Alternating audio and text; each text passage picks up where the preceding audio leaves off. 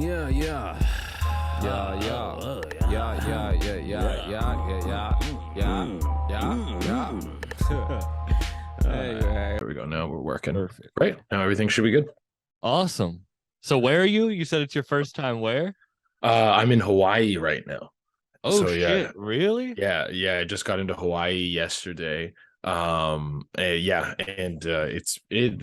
sister was like, when you get out here, it's unbelievable. Like they say, like, oh, it's beautiful, and so she's like, no, it is. It's like a postcard. Is that how you feel? Yeah, I mean, I just got in last night, and I'm like right on the water, so it's like beautiful. I just went for a walk on the beach this morning, and it is absolutely gorgeous everywhere. I feel like you should have said no to this podcast and just enjoy Hawaii.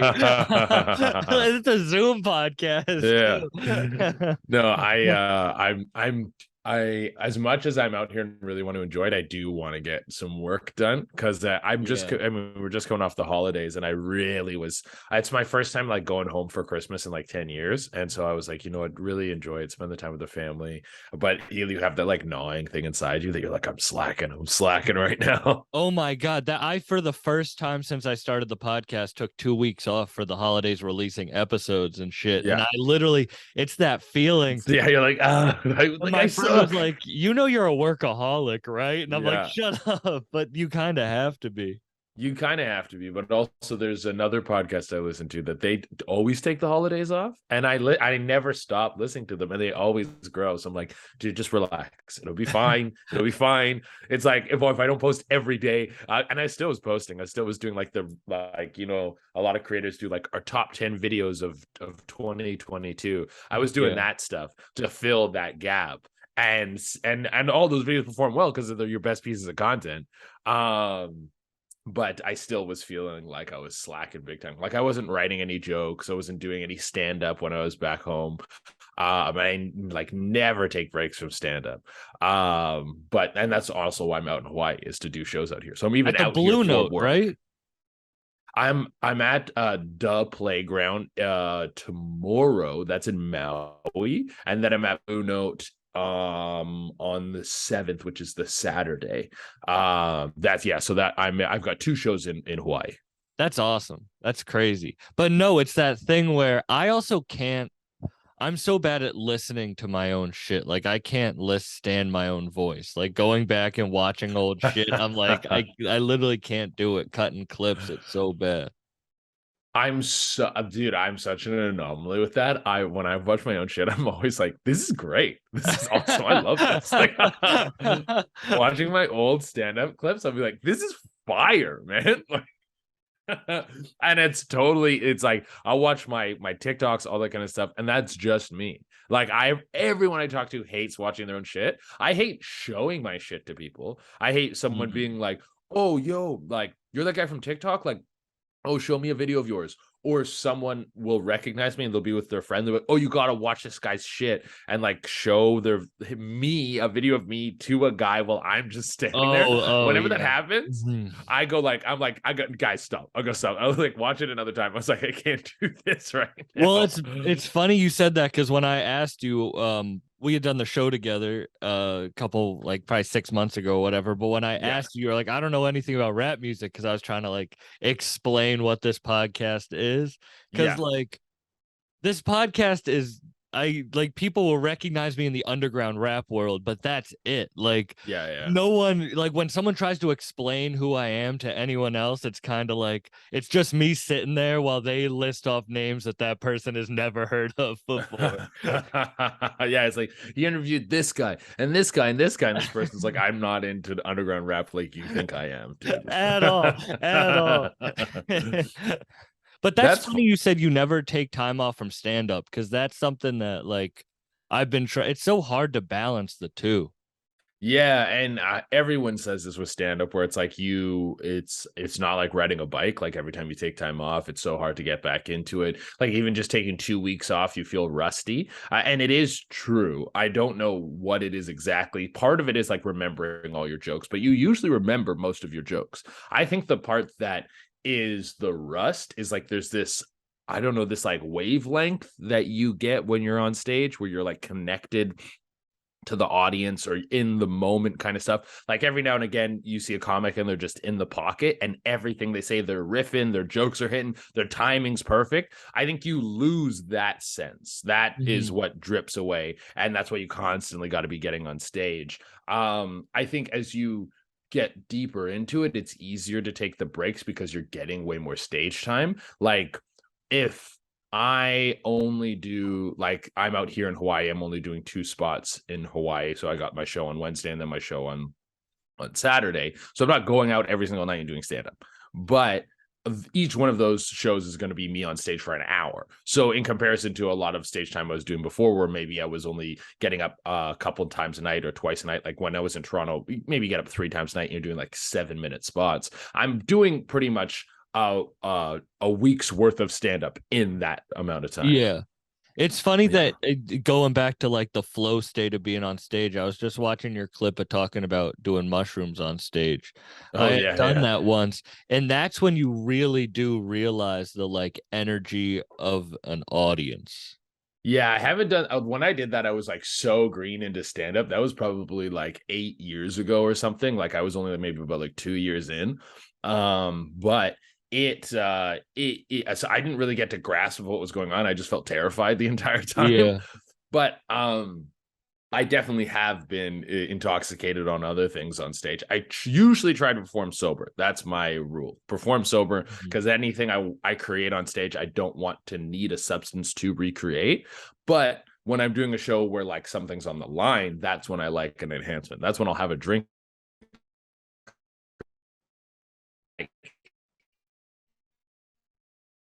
Oh, cut out for a second. Everything is super easy when you can lower all those inhibitions and really get into the zone. Oh shit, sorry. Am I back? Am I back? Am I back? You're frozen. There you go. Now you're back. Okay. Shit, I was on a fucking sick tangent there. I know. I kept getting Where did I the cut like out? the little bits of the tangent, but I missed the whole thing.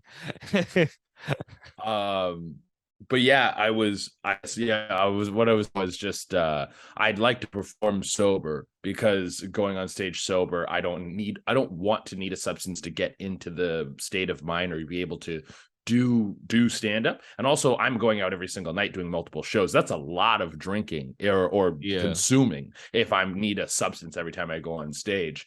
Do you smoke? But if a bit. I'm a really casual smoker. I used to smoke a lot more, but me and weed have never had a great relationship. I get paranoid very easy. It's very easy for me to smoke too much. I love to get high before going to the movies. That's like one of my favorite things, just to sit high in a movie theater and just like zone out.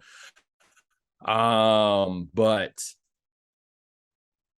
yeah, I don't smoke. I definitely don't smoke before I go on stage. That's just gonna be a terrible show for everyone. Yeah, I feel like I'm like, oh, we good? Yeah, we're good. I think we're good. All right, cool. I feel like I smoke a lot. Like that's kind of, this podcast is called Bucked Up. I like to smoke, like, but then it's like before shows, people will come see me and I'll smoke so much. I'll just get so high because it's like that's the thing, that it's like, oh god damn it, now I'm in this state and when I have to go up on stage. Yeah, no, that's something I never like to do. It's for me, it just I'm not comfortable enough high to be able to do that intense of a thing, to be able to perform in front of people. I need to have some sort of okay, we're back. Yep. All right, cool. Yeah. Here, I can try and move my laptop to another spot. Let me see if this works. There, I should be able to hear you now. Perfect. You hear me now? There, I can hear you. Sorry, this lighting is bad. Do you want me to move I do not care. I just feel bad that your first time in Hawaii, you're doing a Zoom podcast from the bathroom. That's not how you expect. You thought you were gonna be fucking luau girls. You thought you were gonna. You got to get it all in, man. It's gonna be a multifaceted trip. We'll fuck some luau girls in the back end. You get the work done on the front end. That's how it's gotta be. Work first, then you play later. Exactly. Yeah, work during the day, the nights get crazy. Exactly, dude. Exactly, bro. See, I feel Right like when on. you pull up to cities, it's probably way more fun than when I pull up to cities. Because I feel like you pull like because of just what you do. Mhm. Well, I don't know, what's your experience like? It's just a lot of rap studios, which is cool. I enjoy listening to it, but it's not like I feel like you get some crazy shit. I was even on that video you just posted with the girls dancing to Drake. Literally right before you Yeah. got on, I was looking at your comments. I was like, damn, these chicks are wild in your comments. Yeah, no, it's always a fun time. Let me tell you, the audience that I've cultivated loves to fucking party and get fucked up and all sorts of shit like that. It's good and bad. Like it's a double-edged sword because some people only want to just come to the shows and get fucking wrecked with me. And then every now and again, you get like really shitty people who come to the shows who just don't know how to behave in public and get totally trashed. And we'll try, like, the club is usually really good about like shutting that shit down. They'll go and fucking kick these people out or whatever. But every single show I do, there's a few people or a lot of people or at least one person there who's like, let's get fucked up. Or some chick who's like, I want to suck your dick, which is like, it's great. Like I can't complain about that. But Who are the it's a crazier self fans, the guys or the girls? the guys are definitely crazier because the girls, like every now and again, a girl will come up to me and she'll be like, "Hey, you taking me home? Like, what's up?" And they're like, just like they're like coming to get catch the pipe, which is like fucking God bless them. But the dudes are the ones that are like, bro, let's fucking do a bunch of shots. Let's get super fucked up. I got some fucking blow on me. That I've definitely had dudes come up to me and be like, oh, yo, fucking let's do a bump. And me be like, oh, no, man, I'm not going to do a bump. And they're like, oh, what? So you're like, you're a fucking poser? You're a poser? And I'm like, no, dude, I just don't want to do I don't fucking know you, dude. I want to Yeah, I'm do not. your coke, Yeah. dog. Well, it's funny. I used to say like, "Oh, like I've never done coke because I just don't like. I'm already high energy." And then I was like, Yeah. "Oh, I'm not a caffeine person." But now, like, I'm drinking coffee right now. Like now, I'm addicted to caffeine. And now I'm like, "Damn! I hope I don't go all the way." No, No, no, no. no. Coke is something no one should ever touch. Honestly, I'm looking to go like pretty clean going into 2023. I want to do like a few months of sobriety and like just like obviously like California sober. Like I'll still fucking do psychedelics. The psychedelics are good. Psychedelics are medicine. But yeah, I'm gonna get off a lot of the sauce and stuff and really focus on the work and the craft. Like I feel like those are the important things because it's very easy to get caught up in that loop of being like, oh, let's all go out and get fucked up. Let's try and fuck these girls. Let's do whatever the fuck we're trying to do.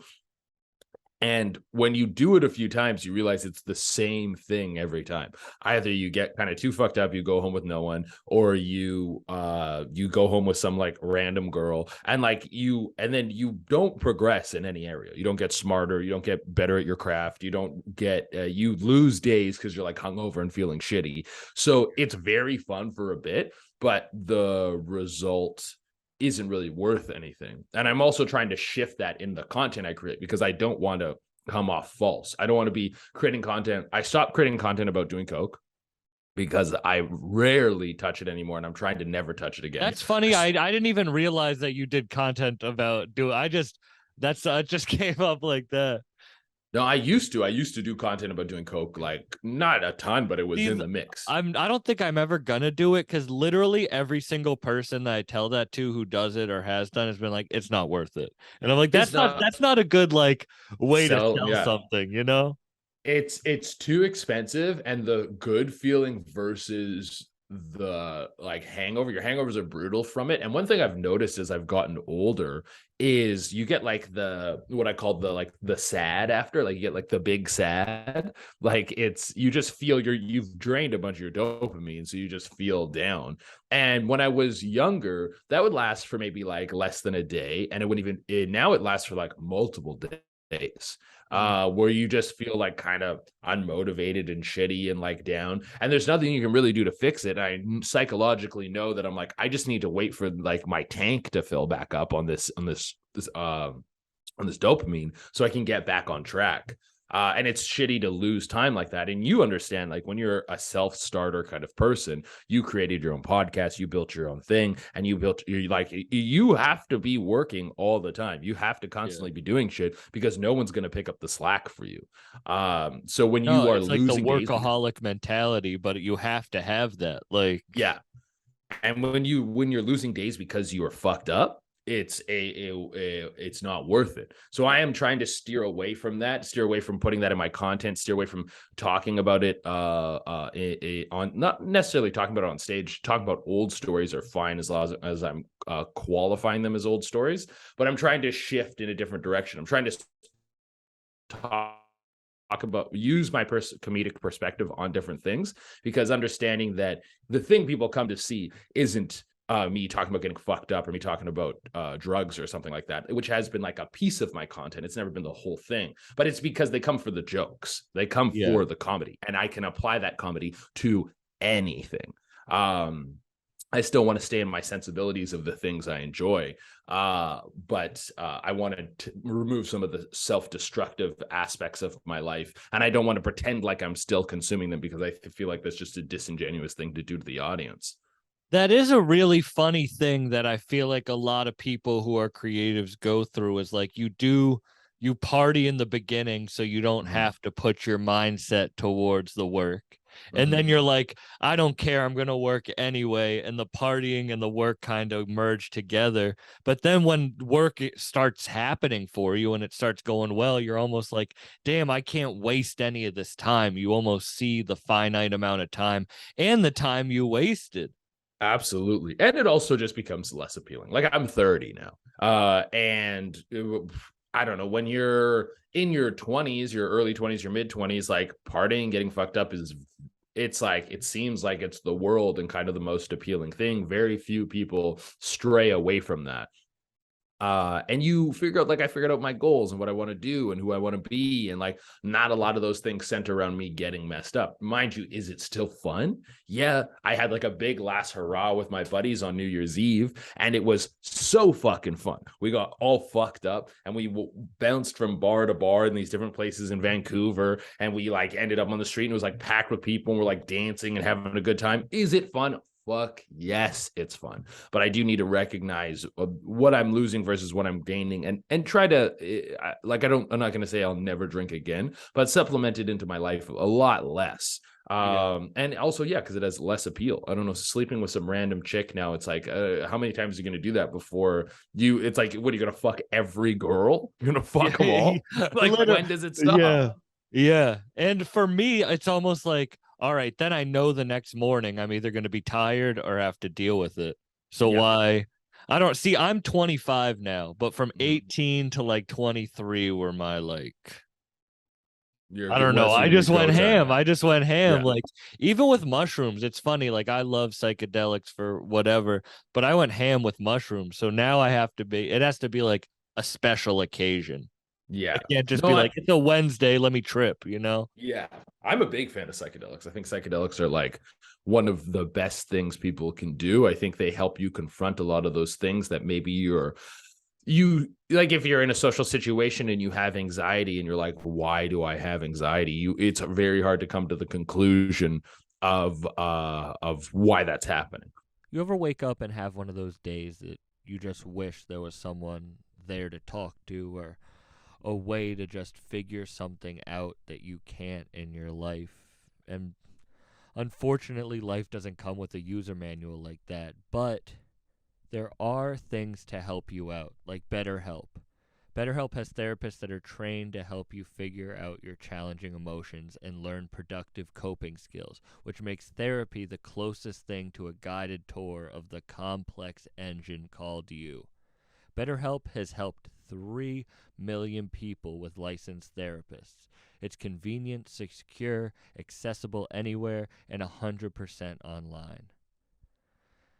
Everyone deserves to feel their best. BetterHelp makes it easier to get started. As the world's largest therapy service, they've matched millions of people with professionally licensed and vetted therapists available 100% online. All the benefits of in-person therapy, plus it's more convenient, more accessible, and more affordable. Just fill out a brief questionnaire to match with a therapist. If things aren't clicking, you can easily switch to a new therapist anytime. It couldn't be simpler. No waiting rooms, no traffic, no endless searching for the right therapist. It's there, right for you, right there. So get unstuck with BetterHelp. Learn more and save 10% off your first month at betterhelp.com/buckedup. That's BetterHelp, HELP.com/buckedup, BUCKEDUP.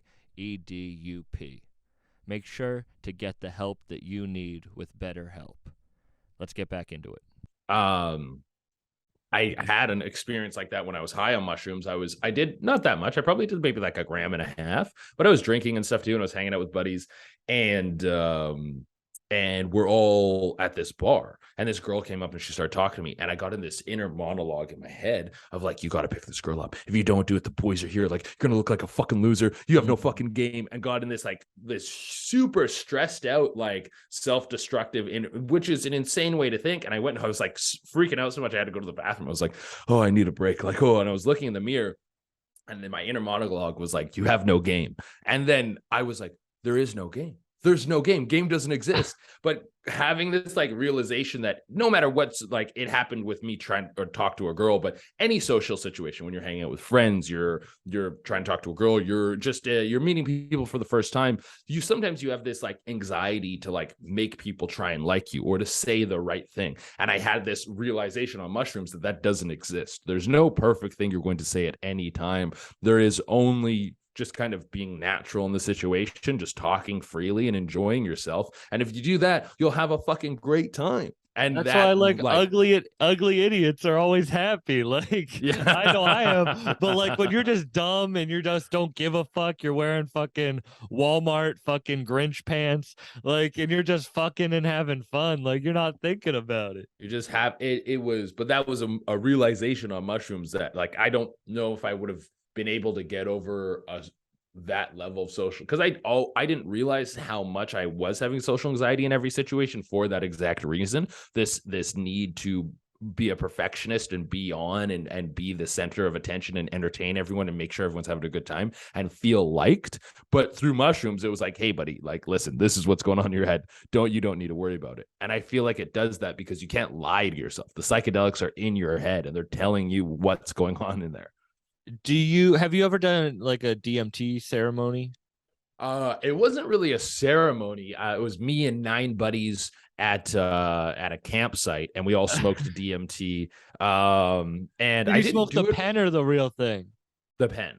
Okay. Have you ever done the real thing? What's the real, like out of the bong? Yeah, like you heat it up and you put it in it's like a dab almost. The way we did it, this guy had done DMT a bunch of times, and he put like this powder in the pen, and he had a bunch of hits for everyone. I didn't do it right though, because you're supposed to like hit it and inhale and hold, and I didn't hold the first hit. I only held in the second and the third hit, and I saw some really intense fractals, and I saw this kind of like woman that was like kind of beckoning me into some sort of like, all I saw was like a kaleidoscope of shit going on. And I remember just being terrified and sort of like gripping down into my seat and being like, I am not going in there. And I never broke through like people say you break through. But I did have one of my buddies said he felt like he was in a different dimension. He felt like he was in the lobby of like an interdimensional hotel, and he was just standing there going like, hello, and then got like warped back. But no, have you done the DMT ceremony? Yeah, that's what actually the whole reason I'm bringing that up is that was like, I think why I don't learn as much from mushrooms now. Like that changed my life, as it does everyone who says they break through whatever. But I did the ceremony, and that stopped my like partying, and that's what made me just be like, you're talking about the game. I remember I blast through, and I break through, and it was just kind of like I had all these things I wanted to know, and they're like, if you just want to get better, then you just like get better. Like you just have to work. Like all it is the changes. It's so simple. You know what I mean? Whenever you explain what you learn to someone who doesn't do it, they're like, Yeah. But in your Yeah. mind, it all clicks in that moment where it was like, oh, I was just bullshitting, wasting as much time as I could. Yeah, I find we really like to find some sort of sophistication in life and like these higher meanings and try to find things to be more complex than they are. But often when times have people have these psychedelic trips or people who just find certain levels of happiness, it's like broken down to very simplistic things. Like I was talking to a friend and she is one of her goals is to live to be 100. And so she spends a lot of time studying people in like blue zones and stuff like that. And there's one researcher who she's really into. And she said that this guy says most of these people, they just are eating like pretty clean food that are like high in like beans and vegetables. But like most importantly is like they're just very happy. Like everything they go to do, they go to see their friends and they are very active when they do that. They have like a purpose and an enjoyment to get up every day. And that's the biggest through line through all of them, where it's like we try to like, oh, what is happiness? I need to get a good job or a career or do this or da da da. And it's like, man, if you're just like hanging out with your buddies every now and again and you're like not stressing about money and like maybe you have like enough put away that you're like maybe you got like an income property and you got your place that you live and you're just kind of like hanging out, it's like, yeah, you might be the fucking feeling the best. Like when I think of people who like want to become billionaires, nothing against having that much drive, but it just seems like if I had like $100 million, even if I had $5 million, and I had some tucked away, and then maybe I had some things that were giving me like passive income, and I was just like hanging out, like that seems fucking sick. You go to like see your buddies on the weekend. I would just keep doing stand up, and then everything you're doing is kind of a passion project. And I think those finding that real simplistic parts of life are kind of the answer. Do you not want, do you not see like yourself driving to be like the top of the like top of stand up? I want what I want from stand up is I want whenever they talk about the best comedians of all time, they can't not say my name, but not for a reason of like, I built this media empire. Like I see some people who comics, and kudos to them, they're doing fucking great work. But some comics are like, have this like YouTube podcast, all these like separate things going. I would love to have a podcast. I like the stream I do, but I just want the quality of my stand up to be so good. And just because I love creating stand up, it's a passion of mine to keep creating, and I want to take that as far as I can. But anything outside of it that feels draining, I'm not that interested in doing. Okay, yeah. And I understand that. I'm actually like really scared by that because all I want is to be good at stand up. Like that's what I Mm-hmm. care about. So I've been doing comedy since I was like 17, but not Mm-hmm. seriously. You know what I mean? Like when I think about serious time, it's Yeah. like, all right, 4 years. But Yeah. now it's like, oh shit, I'm getting like next week I'm headlining House of Comedy in Detroit. And it's Mm-hmm. like, but I'm a 4 year comic. Like I want my stand up to be good enough for the like people I bring in. And Yeah. that's even like scarier in my brain than the Yeah. actual act of like going and doing the show.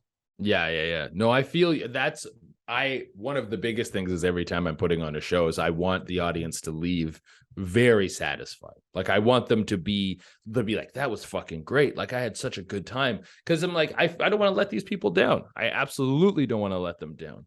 But I don't want the motivation of what I create to be making money. That's never what I want it to be. Everything I do now is put butts in seats. Like everything, the content I create, the things I'm doing outside, the new projects I see ahead of myself are all to put butts in seats so I can keep doing stand up and keep growing my stand up and get better and better and better at stand up. But never ever do I want it to be like, okay, well, if I don't do as much stand up, but I work on this thing over here, I can make more money. It's like, fuck the money, man. I just want to I want to have enough money that I'm chilling and then just do stand up all the time. Yeah. Do you do all this other stuff so that one day you can just do stand up and get rid of all of it?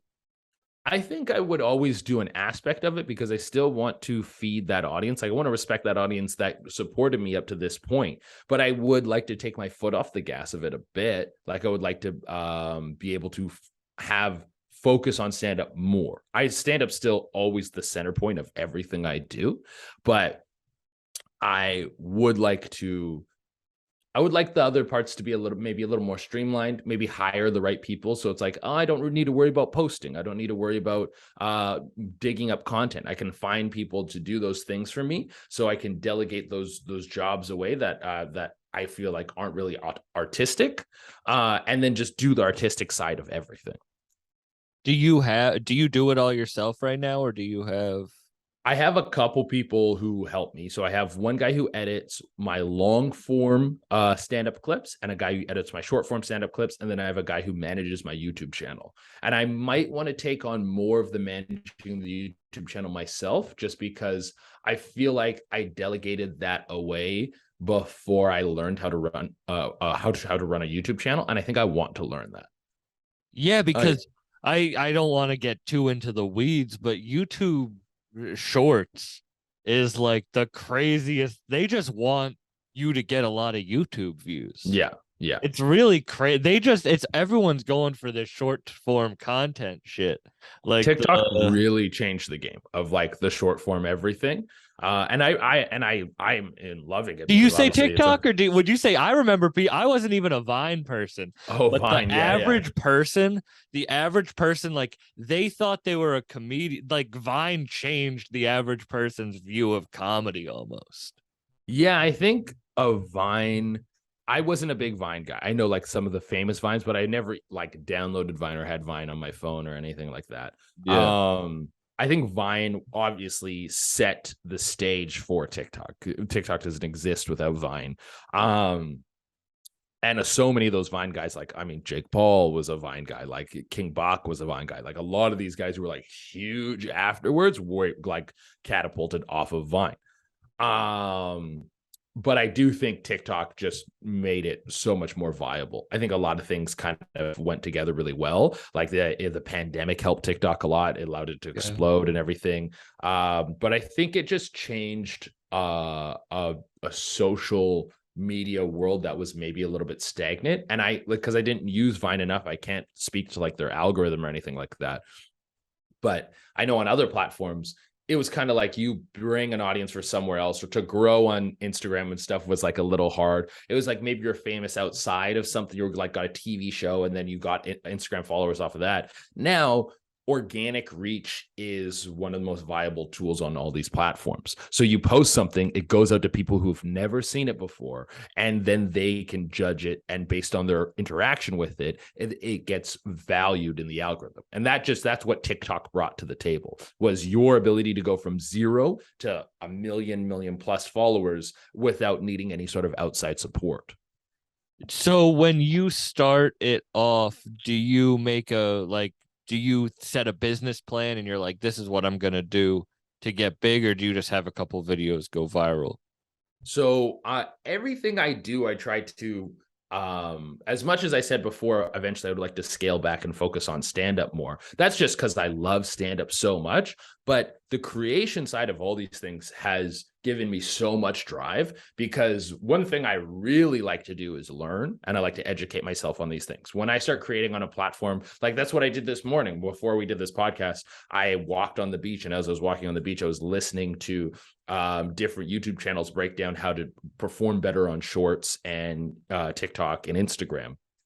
Because I find educating yourselves on these things and then implementing those things and then seeing what works and what doesn't, and like the fine tuning of learning and doing is my favorite part of creation. And it's really my favorite part of stand-up too. My favorite part of stand-up is writing a joke, bringing it on stage, and you have all these pieces of the joke, and then you're trying them out, you're doing them, some work, some don't, and then you take away the pieces that don't work, and then you retool. That part of life in different aspects is really what gives me a lot of drive. That's so I wish that's what I'm trying to be, because it's funny. The same thing I like about stand up is it's not even the opposite, but it's like the energy of it. That's like I don't know, like I always liked the people. I wish I could learn more. It might be the weed thing, but it's like I like the energy of it. Like for stand up, I don't think about it like that mechanical. I like the storytellers. Yeah, and everyone has their different approach to it. But that's a And I really smart way to see. I like the energy of it. So, like, all right, when I think about it, I think about like, oh, when was the moment that it came into your head to start doing these TikToks? And yeah, what story did that lead to you being now? I don't think about it like, okay, you study this, you learn. It's like, then you get the degree and then you learn, and it's more of like a science to it. I love the story of it, which probably yeah. isn't beneficial in the end. No, I mean, everyone learns and creates in their own aspect, right? I think my dad's an engineer, and I think I just have like a mechanical brain. So I think of things like that. Like I see my jokes as like slots. Like I'll have a bit, and then I'll see all the slots where the individual parts fit in. And because when I started doing stand up, my jokes were very short. I had a lot of really, really short jokes. And then I had buddies who were like storytellers, and I was like, I don't really want to do a story. So I took, I think it was a joke about getting too high. I was doing dabs at a show and then trying to get home. And so I had this story about that. And I was like, hey, how do I write a story joke? And I was like, okay, we'll just break each section of the joke down into smaller chunks and then write as many jokes as you can in that chunk. And then you have your slots, but they all just fit together in one cohesive story. So like I had the first aspect was I got high at a show, was at a vapor lounge. So describing the room to the people. How many jokes can I write about describing this room? And then being approached by the guy to do the dab, the audience reaction to me doing the dab, what it felt to be that high. Is someone knocking on my door? Hold on one sec. I think someone's knocking. All right. Oh, hi. Sorry, not right now.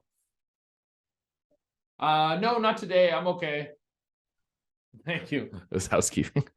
So just to break our great, because I really am interested in that, but I just have to. I was just in Austin doing some shows, Yeah. and oh, I'm not gonna. Yeah, I'll tell the story. I don't give a fuck.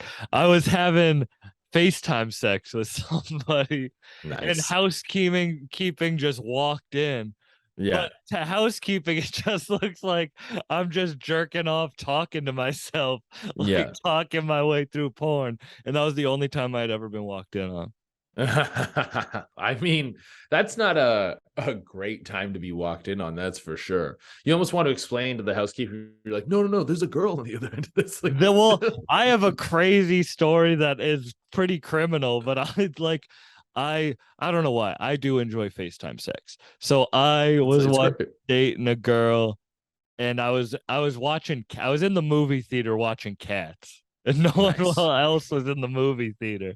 So she's like, well, I'm gonna FaceTime you, and we're gonna have FaceTime sex while you're in the movie theater. Nice. And I did that, and while that happened, I lost my wallet. And How? so I must have fallen out of my pocket. So I'm Yeah. like, the next day I go back to be like, hey, can I get my wallet? And they're like, oh, let's check the security footage. And so I just left. I never got my wallet back. And I never went back to that movie theater.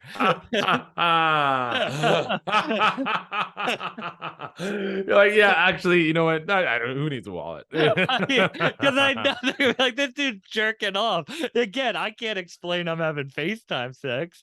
Yeah. To them, I'm just jerking off. I'm Pee Wee Herman in the Yeah. fucking Cats movie. Yeah, you're jerking off to cats, which is like so weird. So weird, dude. You're jerking off to cats alone in a theater, like so bizarre as fuck movie, Bro, man. I know. I can't like you ever been walked in on? Caught No, having I've sex? never been Anything? walked in on. No, no, no. But Never like caught having sex? nope, never been caught having sex. I've always been. Well, there was one time I was having sex outside, but that's kind of like that was our fault. I was having sex with this girl, and there was like literally there was like these. It was in Mexico, and there was like these big pillars that were like on the walkway to this hotel.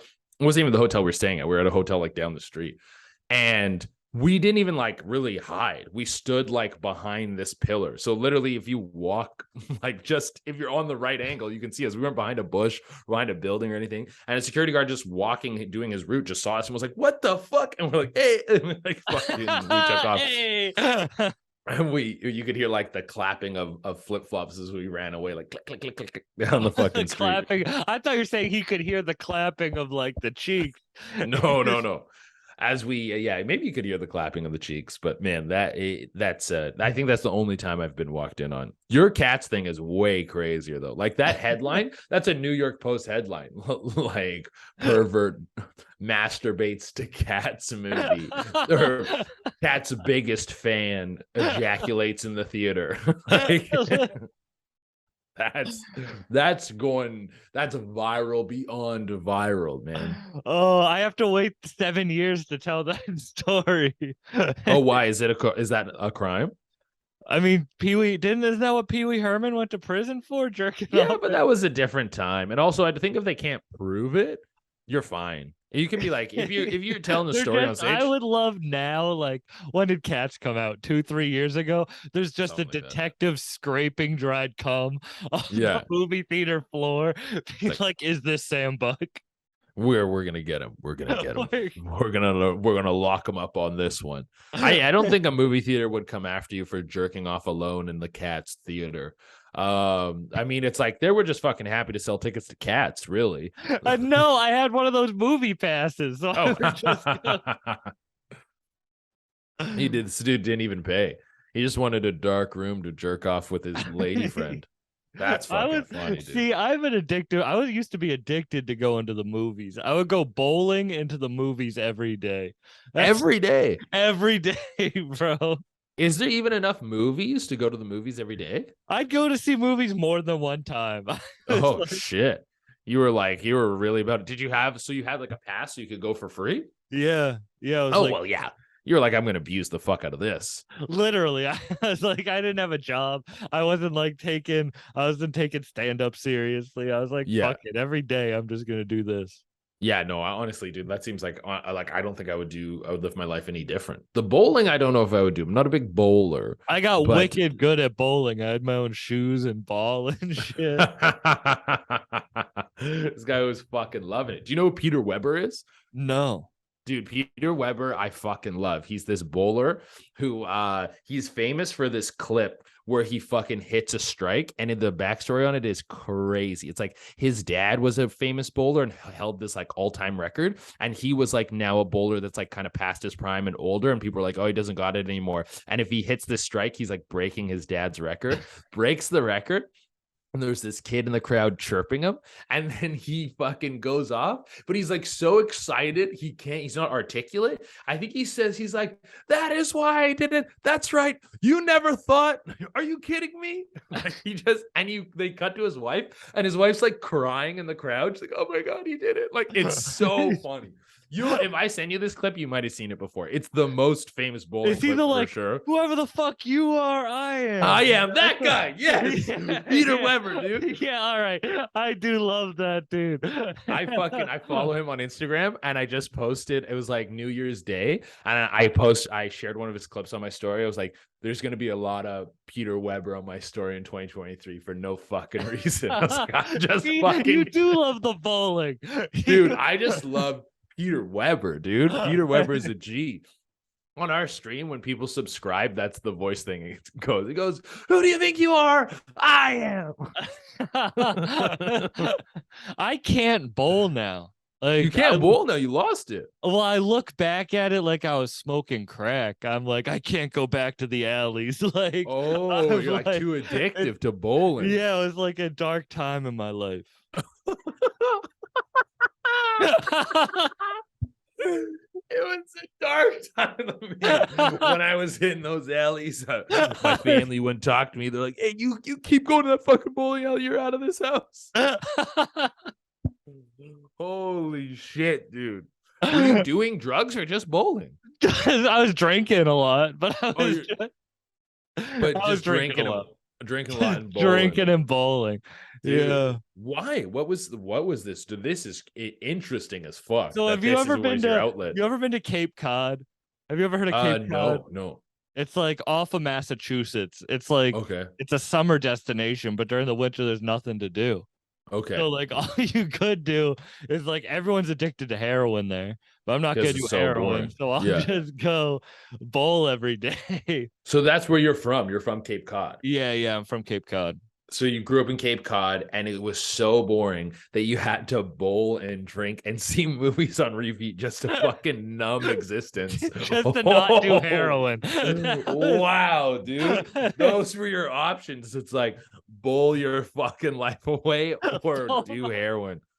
All my fucking life away. There's so God. many of those things. Think about how people who aren't like crazy like us spend most of their nights. Yeah, yeah. No, it is like I What think do it's normal important. people what do normal people do during their nights? I think a lot of people get caught up in like the kind of 9 to 5 grind, and they do that, and then they come home and I don't know, they hang out with their kids, and maybe their kids are their life, or they watch TV. Like I think a lot of people get caught up in that. But I also do think a lot of people, whether they're 9 to 5ers or not, have something on the side that they really love. Like maybe it's not stand up, or they don't want to turn it into a career, but like maybe they got a really nice garden and they're getting really into planting different stuff. And they're like, I'm gonna grow this, and they get invested in like getting their own fruits and vegetables and making that kind of stuff. Or maybe they're like into knitting or something. I think a lot of people have things that they don't necessarily want to take to a professional level, but give them purpose. Do you have something you love that you wouldn't push to make like a career? I mean, I love video games. But I do stream. And I would love to get paid to play video games. I never would put the time in to be professionally good. The appeal of me, I stream with another comedian, Cameron Phoenix, hilarious dude. The appeal of our stream is the comedic aspect, is that we're riffing and fucking around and having a good time. It's not our skills as gamers. I am not a skilled gamer. I think if I put a lot of time in and I educated myself in whatever, say if I wanted to get good at like Elden Ring fucking PvP, I could watch YouTube videos in the same way, educate myself on how to get better at creating content. I could do that for something else. I just don't have the drive to. I mean, I would love to, but there's too many other things that are more important that stand in front. But maybe, like I was talking to you before, maybe once I get to that point in stand up where like tickets are selling themselves, I don't need to focus so much on promo, because people know when I'm coming out and they're dying to see me. I sell out everywhere I go. When I get to that point, I'll take the foot off the gas off of making content so much, and maybe I'll start trying to get real good at like fucking Pokemon or some shit. You can't like I don't even enjoy online games anymore because people are too good.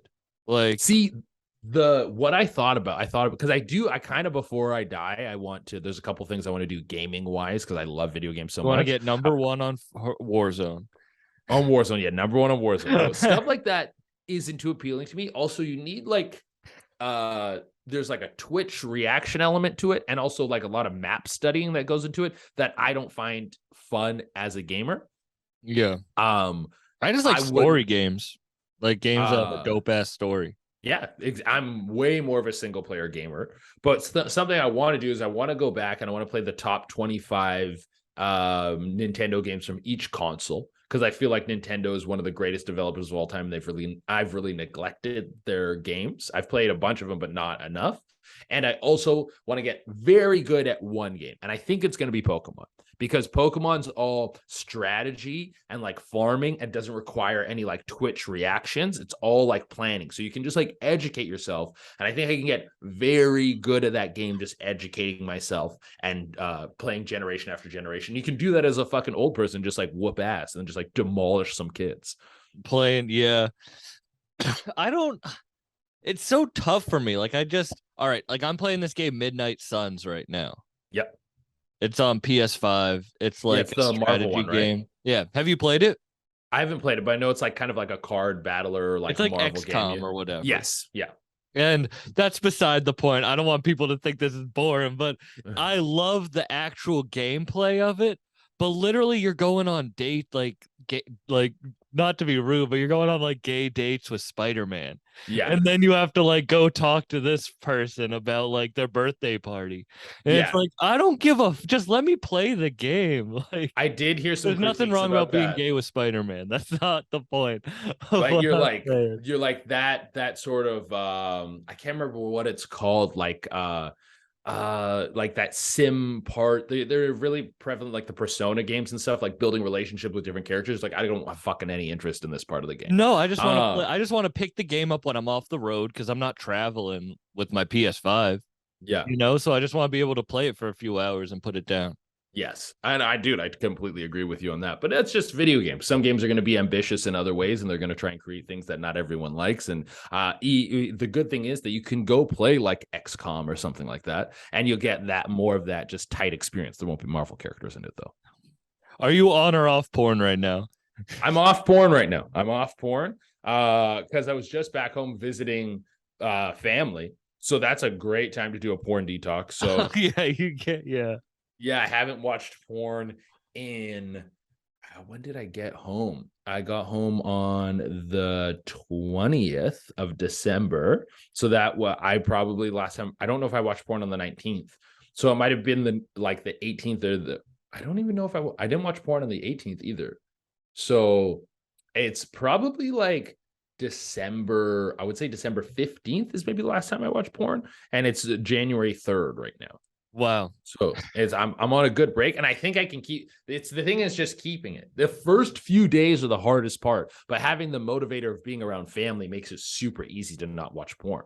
But then once you're off porn, because like trying to jerk off porn for the first like week is like you can't, your dick's like, I don't want to do this. He's like, what the fuck is this? But then once you get past that hump, you can just jerk off of thoughts again, and that's fucking, you're in. Then it's like, okay, I don't even need to go back to porn. Like, I'm on a DMT trip right now. Yeah.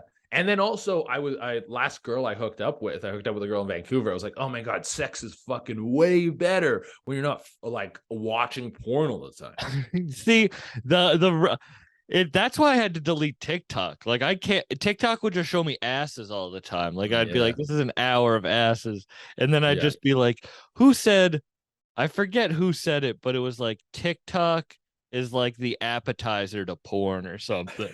So like the It is a entree that is porn, like you're like, all right, I'll watch this, and that'll get me ready for the yes. real thing. But A you lot of it kinda, is like porn light. Yeah. yeah, but you use that and you turned it to a good thing.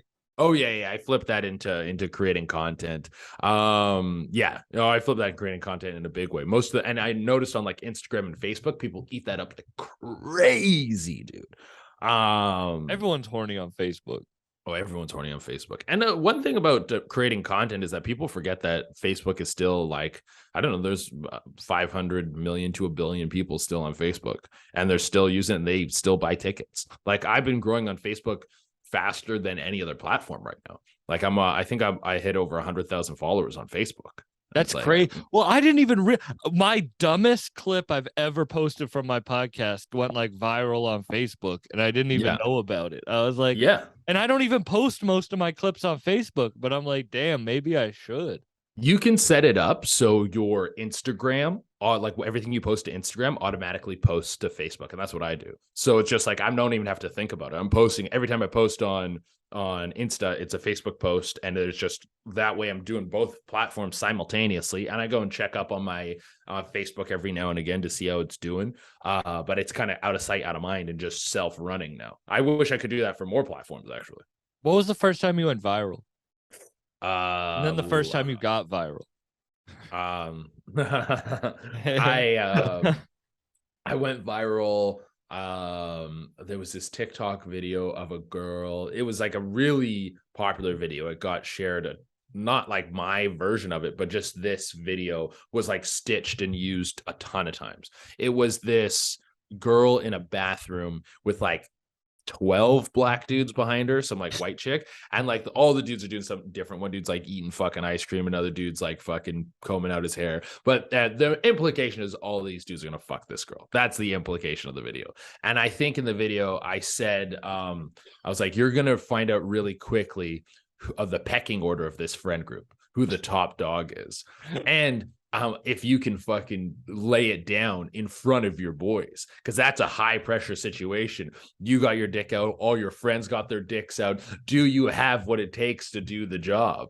And that clip went fucking, that blew up. And that was the first clip where I was like, okay, I can do You this. have that memorized too. You have that. I've seen it so many times. I didn't do it word for word, but I've had it sent to me and rewatched it a bunch of times just to see. I go back to it every now and again because I find it's like, I think about it. I boxed when I was a kid, and I think about like sometimes you get trying to do too fancy with shit. You're like, okay, I'm gonna do this like shuffle step and like step aside and do all this stuff. And then maybe you start getting tagged again.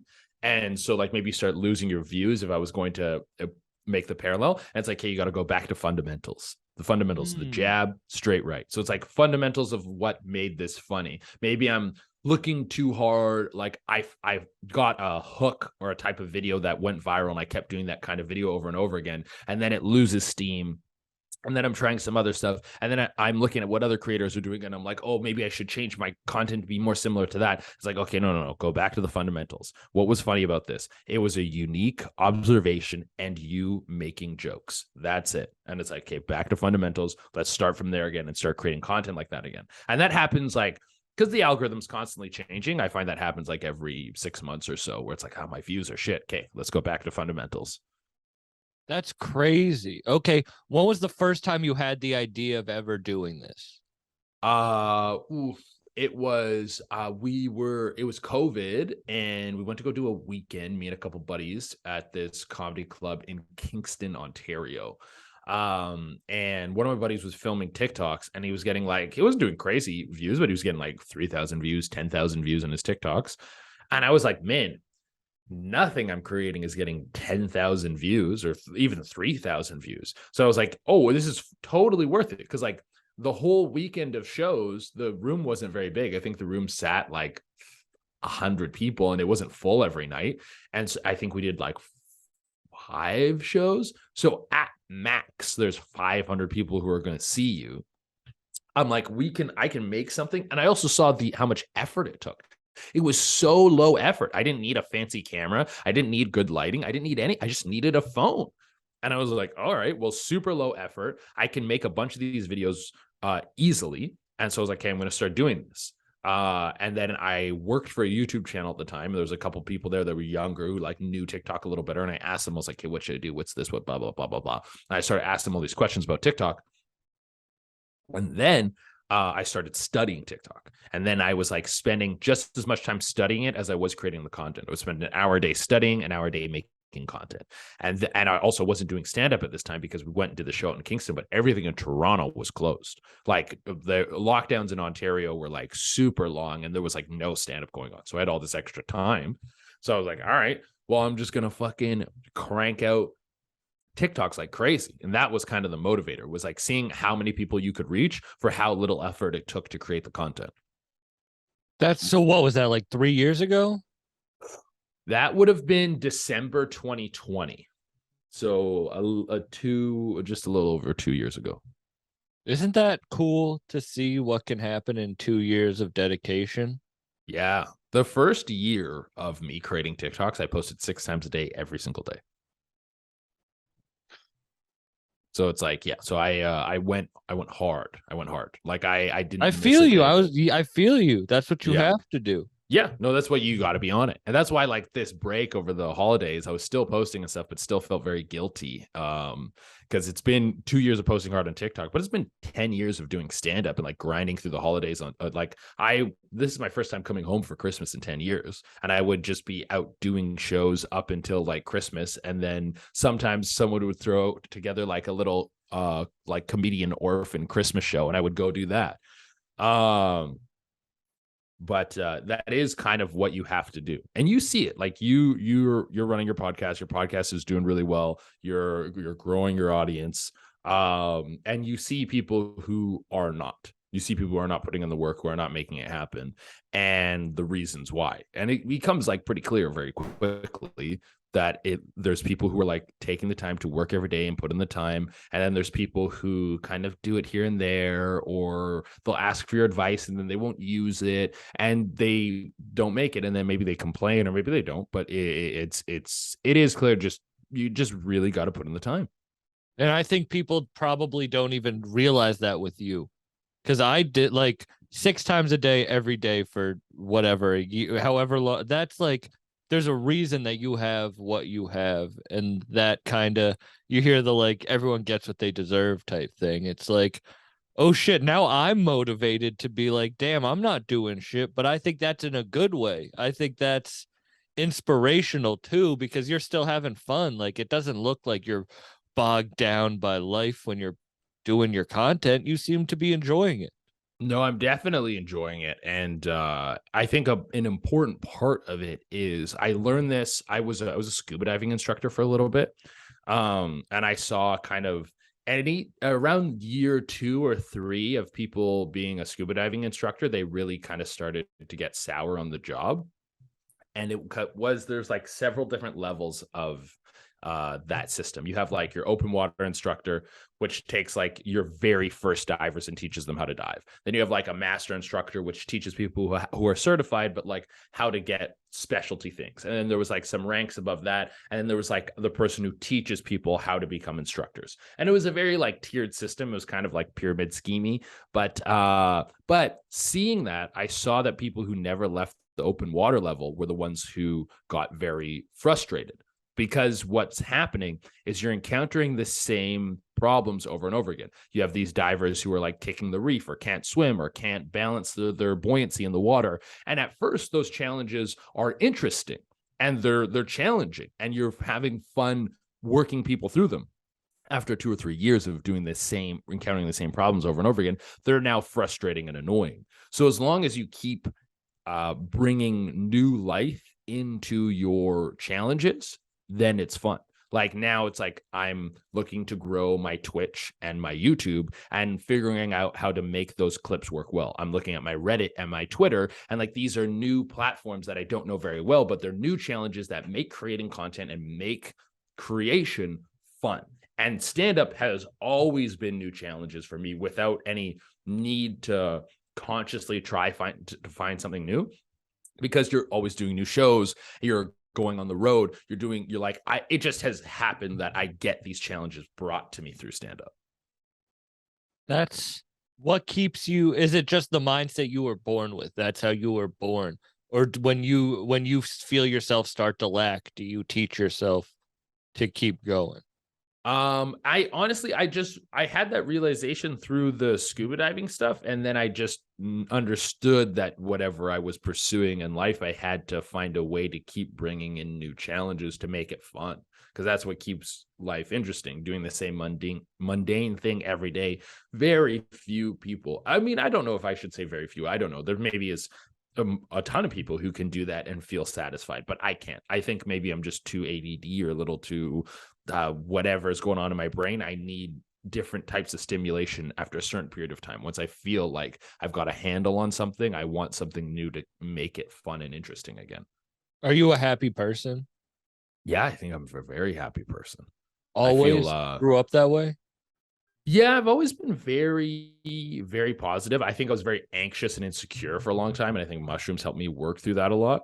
But I think I've always been very positive. Like I saw some breakdown someone did recently. If you were born in the 1900s, you would have like seen World War I at this age, and then then World War II, then the Great Depression, and like they list how many people died. Then it would have been the Korean War, and then there were like fucking what was it called, the Spanish flu. Like all these like horrific events happen in your time frame.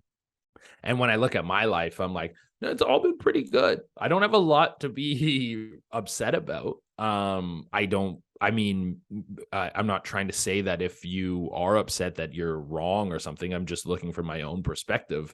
But I feel like I'm very fortunate in my life to be born in the time I was and to encounter as little, I guess like overarching disaster. There hasn't been a war where 75 million people died and I maybe was sucked into it and had to watch my friends die, or stayed at home and they didn't come back, or whatever it was. I didn't have to experience that. So I try to keep a perspective on that and just understand that I am fortunate for those things, and it keeps me very positive. Yeah, I guess that's kind of always been my outlook. You do break everything down into like the technical, how it actually is, not like I'm a very some foo-foo very shit. yeah, I'm very tangible. Like if Are something you isn't sorry, what were you saying? no, I'm just very tangible in everything. If I can see it and touch it, and it needs to make sense to me, and then I can process it. I'm sorry, what were you gonna say? I was just gonna ask, when you did psychedelics, did you have any like like spiritual awakenings? Are you spiritual at all from that? I just want to. I'm not really. I'm what's it called? Agnostic. Like I'm like I don't Uh-huh. no clue. I'm like that's my answer to that is I don't know. And I kind of I guess reject anyone who says they have answers. Like any type of belief system, like whether it's a religious belief system that says this is what happens after you die, or it's astrology and it's like, oh, this is who you are, this is who your friends should be, this is who you'd fall in love with. There's simulation theory that's like, oh, this is what reality is. We don't have answers to any of these things. There's people who maybe think like there's very smart people who stand by simulation theory, but there was also very smart people hundreds of years ago who thought the earth was flat, or who thought this or who thought that they had the answers, and they didn't. And I think people saying that they have the answers to these things gives you a sense of comfortability, because realizing that you do not know is frightening. So, like coming to terms with that, you have no clue what will happen after you die. You have no clue who you are even supposed to be. You have to do a lot of self-exploration to discover what you like, what you don't like, what you find funny, what you want to do with your life. And then even when you discover those things, maybe you're on a path that isn't that, and then you have to change your trajectory, which is another challenge, which is frightening. All these things are scary, and having belief systems, these people are selling you that they have the answers to those things, which gives you a huge sense of security. And if that's what people want, that's fine.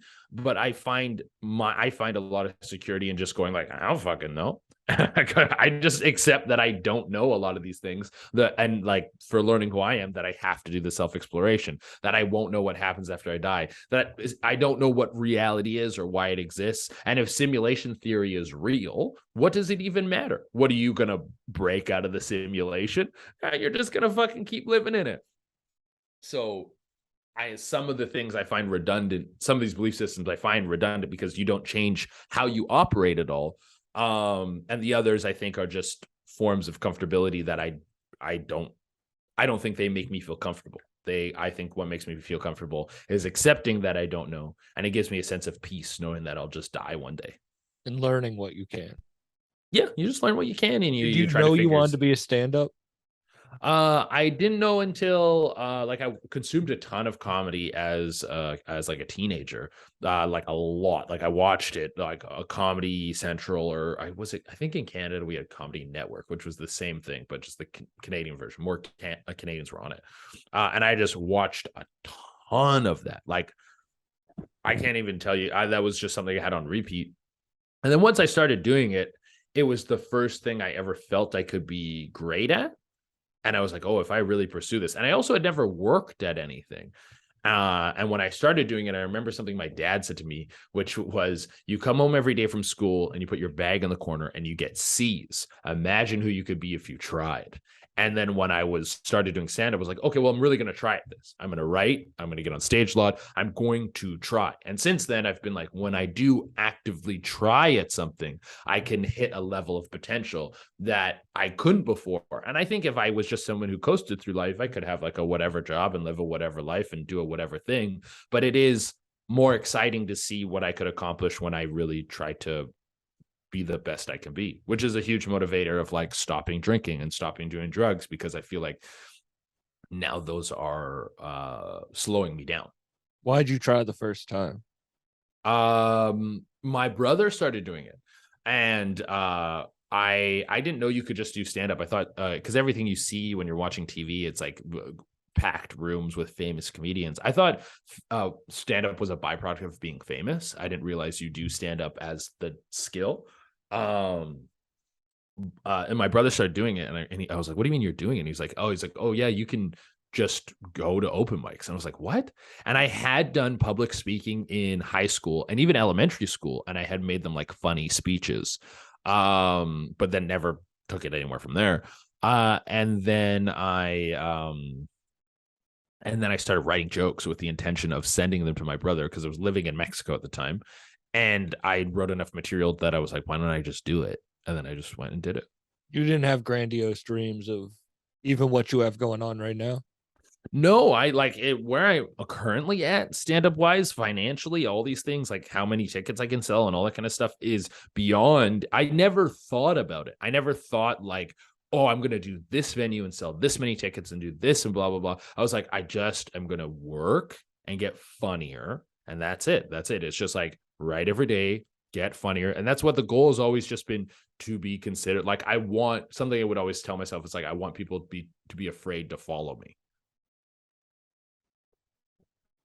Did you know you were going to be successful in whatever it was when you were young?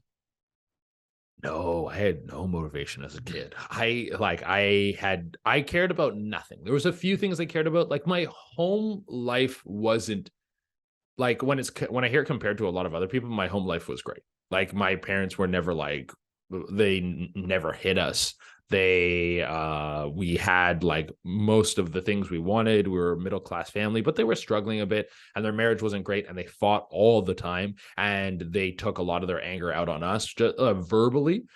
Um and nothing I kind of had anything I kind of had passion for kind of just died with like any sort of like self-worth I had, which I had to like rejuvenate after I left home, because I like we would get called stupid all the time. We were idiots, blah blah blah, and it just kind of wears you down as a kid. And you're just kind of like, oh well, I'm not really interested in anything. The only things I was really interested in was I was kind of interested in art as a kid, and like drawing, and then that fell away. And then I loved video games, but my parents hated video games. So anytime I was like playing them or like talking about them or doing anything with them, it was stupid and worthless and shitty. And so like pursuing anything in that world was never something I ever perceived. It was just something that I held on to because I was very passionate about it. So I had no motivation to do anything. The only thing I really had motivation to do was to leave my house because I felt it was just like a very oppressive, shitty environment. I didn't really have a relationship with my parents. And then once I got out, which I think is an important thing for a lot of people to do, I think a lot of people should travel and leave their hometown, because I think high school can be a very conformative environment because you're a teen and like being outcast is one of the worst possible things that can happen to you.